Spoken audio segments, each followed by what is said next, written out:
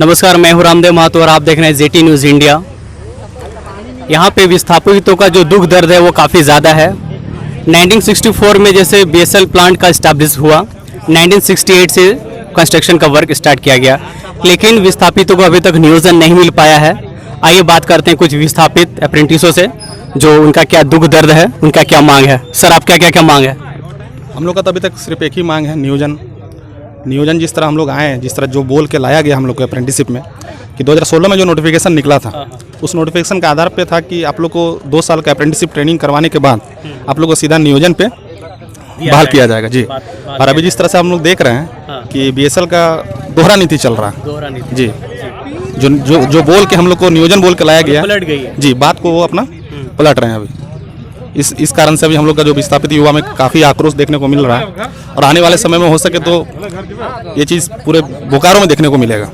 देखिए, प्लांट लगने के बाद वैकेंसी तो विस्थापित का हुआ है। जिस तरह से बीएसएल बोल रहा है कि हम वैकेंसी कंप्लीट कर चुके हैं, वैकेंसी दे चुके हैं, मैनेजमेंट का कहना था। लेकिन अब मैनेजमेंट खुद माना इस बात को कि मेरा कहीं ना कहीं वैकेंसी बचा हुआ है, ठीक है, और वो छांट के डीपीएलआर का माध्यम से एक परिवार से एक सदस्य को अप्रेंटिसशिप करवा के नियोजन देने की बात थी, ठीक है। लेकिन समय को देखते हुए और सब शांत बैठ गए, ऐसा लग रहा था, जिसके कारण से मैनेजमेंट जो है अभी पलट चुका है इस बात को जी। तो अब इसके बारे में आप लोग आवाज़ उठा रहे हैं अभी जी। अब हम लोग चाह रहे हैं कि जो जिस कारण से हम लोग को लाया गया, हर एक परिवार से एक बंदा को लाया गया कि नहीं अप्रेंटिसशिप करवा के नियोजन दिया जाए, तो वो नियोजन हम लोग को अब लेकर आना है, ठीक है, क्योंकि वो पलट रहा है। अब हम लोग अगर अभी नियोजन नहीं मिलता, हमने जो अपना टाइम यहाँ पे वेस्ट किया, ठीक है, नियोजन बोल के लाया गया, हर एक परिवार से एक लाया गया, तो उस परिवार में तो नियोजन फिर मिला नहीं ना, तो फिर हम लोग क्या करेंगे इस पे, जब नियोजन नहीं मिलेगा तो।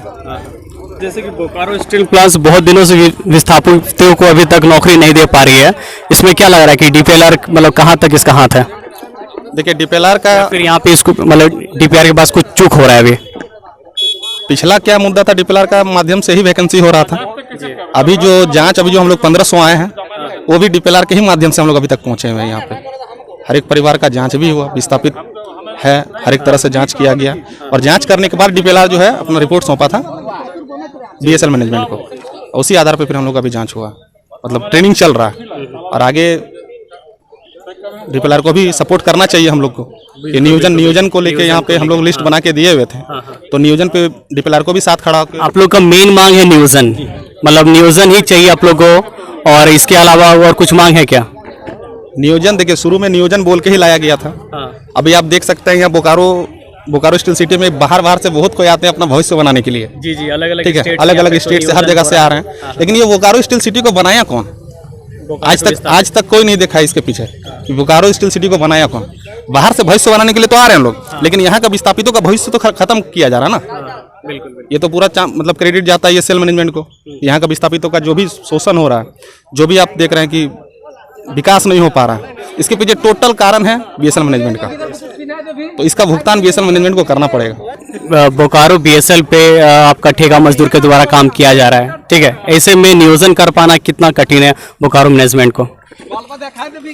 देखिए, ठेका मजदूर अभी के समय में देखिएगा तो बहुत ज़्यादा हो गया है, ठीक है, कहीं ना कहीं अपना प्रॉफिट देख रहा है, वो प्रॉफिट के कारण से वो ठेका मजदूर को ज़्यादा प्रमोट कर रहा है, ताकि नियोजन होने से इनको सैलरी ना देना पड़े।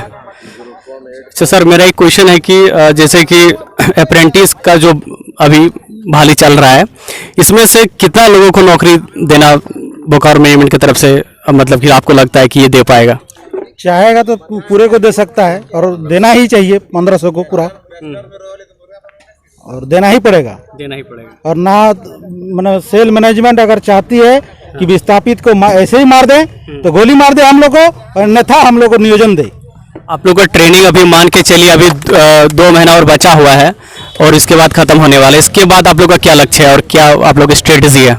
हम लोग का जिंदगी बर्बाद कर दिया सेल मैनेजमेंट, हम लोग को बहुत बड़ा धोखा किया है।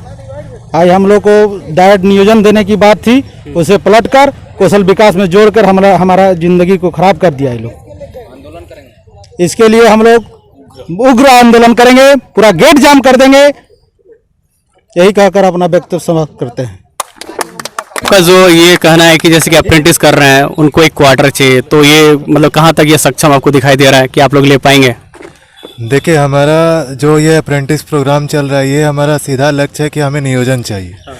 बीएसएल में अभी वर्तमान में 11,000 एम्प्लॉय हैं जी बिल्कुल। और हर महीना 150 से 200 एम्प्लॉय रिटायर हो रहे हैं।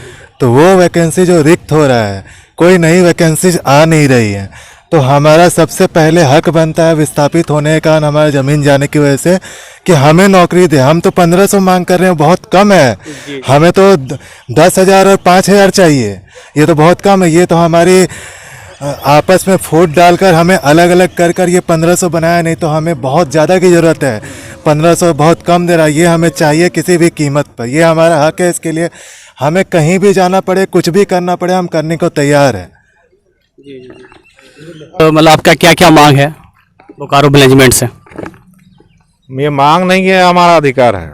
देखिए, जब प्लांट जब बना था तो उसके जो तो उसके जो पहले जो एमडी थे केएम जॉर्ज, उन्होंने विस्थापितों के नाम से एक चिट्ठी जारी किया था।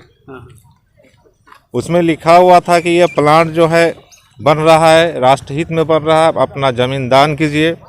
यहाँ का 4th ग्रेड का जो नौकरी है, ये आप लोगों के लिए सुरक्षित व आरक्षित रहेगा। लेकिन धीरे धीरे जो है मैनेजमेंट का नीति कुछ और हो गया, और जो है धीरे धीरे विस्थापित का जो नियोजन है, ये समझिएगा एक साजिश के तहत इसको ख़त्म कर दिया गया। जो नौकरी हम लोगों को दादा से लेकर के उसके जितना भी पीढ़ी था उन लोग को मिलना चाहिए था, उसको एक साजिश के तहत ख़त्म कर दिया गया। तब जो है विस्थापित का आंदोलन अपना हक अधिकार के लिए चलता रहा। बीच में हम लोगों ने आंदोलन किया था, ये अप्रेंटिसशिप निकलने के पहले गेट जाम आंदोलन। उस आंदोलन लगातार जारी है। आंदोलन लगातार जारी है। उस आंदोलन को करने के बाद हमारा वही मांग था कि पहले की भांति जिस तरह डीपीएलआर से हम लोग को डायरेक्ट नियोजन होता था, उस तरह से आप नियोजन कीजिए। लेकिन मैनेजमेंट का कहना था कि नहीं, आधुनिकता का दौर है, हम सीधी नियुक्ति नहीं दे सकते, हम ट्रेनिंग करा करके लेंगे। ट्रेनिंग करा के लेंगे। जी जी, ट्रेनिंग करा के लेंगे। ये परीक्षा का लेने का कोई बात ही नहीं था। अच्छा अच्छा। इसके बावजूद इसने आवेदन मांगा ऑनलाइन निकाल कर विस्थापितों से अप्रेंटिस कराने के नाम पर। उसके बाद परीक्षा हुआ, परीक्षा होने के बाद अभी ट्रेनिंग चल रहा है। और ट्रेनिंग में जब हम लोग प्लान के अंदर गए तो ये बात समझ में आया कि ये मैनेजमेंट प्राइवेट लोगों से या प्राइवेट कंपनी को ठेका देकर काम क्यों करवा रहा है, ये एम्प्लॉय लेना क्यों नहीं चाहता। प्लान के अंदर में मैनेजमेंट और ठेकेदार का मिली भगत से चोरी नहीं होता, डकैती होता है। मतलब अपना लाभ के लिए ये जो राष्ट्र का संपत्ति है, जी जी, इसको उन लोग लूट रहा है मिली भगत से। और हम लोग सिर्फ नियोजन नहीं मांग रहे हैं, इस बोकारो स्टील प्लांट को बचाने का मांग कर रहे हैं कि ये जो स्टील प्लांट हमारा ज़मीन पे बना हुआ है, इसको बचाने के लिए हम लोग लड़ रहे हैं, ताकि ये ठेकेदार और अफसर के द्वारा जो लूट जो हो रहा है, इसको हम लोग ख़त्म करें। ये हम कहना चाहते हैं। तो आप देख रहे थे विस्थापितों का दुख दर्द बहुत अरसे से झलकता हुआ आ रहा है।